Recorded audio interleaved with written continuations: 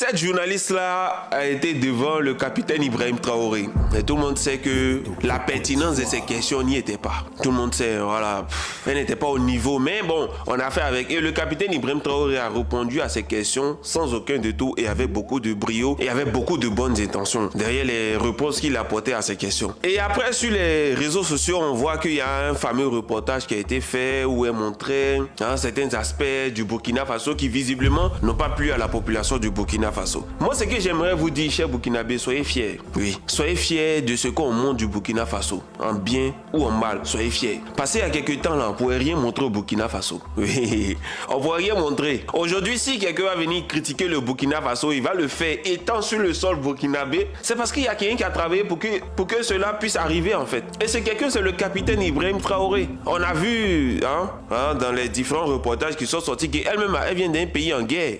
Elle a montré dans un reportage où elle s'est rendue chez elle à la maison où son domicile a été fortement frappé. Elle a vu ses souvenirs d'enfance patauger dans la Joja. Elle a vu et quelle a été sa réaction? Elle a commencé à pleurer. C'est-à-dire qu'aujourd'hui, elle peut venir filmer au Burkina Faso où elle voit certainement des populations qui vivent dans des difficultés. Ce qui est normal, c'est que dans tout pays, encore plus un pays comme le Burkina Faso qui est en pleine transition, qui est un pays qui est toujours en train de mener la guerre, mais en parallèle, le capitaine Ibrahim Traoré fait des efforts, mais dans elle-même son propre pays, là, c'est la merde qui se passe. Regardez un peu les images. Regardez vous-même. Regardez vous-même.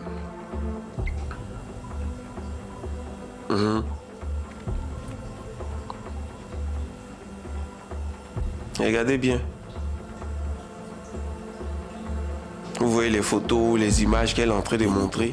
Voilà. Vous voyez, jusqu'à appelle quelqu'un de sa famille. Donc c'est pour dire qu'il n'y a pas quelqu'un qui est mieux placé qu'elle pour vous comprendre. Il n'y a pas quelqu'un. Il n'y a pas quelqu'un qui est mieux placé qu'elle pour comprendre ce qui arrive au Burkina Faso. Mais c'est l'hypocrisie, c'est ça. C'est-à-dire que quand on veut salir l'Afrique, c'est un Africain qu'on prend pour salir l'Afrique. C'est ça en vérité. Quand on veut salir l'Afrique, c'est un Africain qu'on prend pour salir l'Afrique. Sinon, vous qui êtes au Burkina Faso, vous êtes conscient de ce qui ne va pas dans votre pays. Vous êtes conscient. Vous êtes tout à fait conscient. Mais on montre ce qui est intéressant dans notre pays pour rassurer les gens.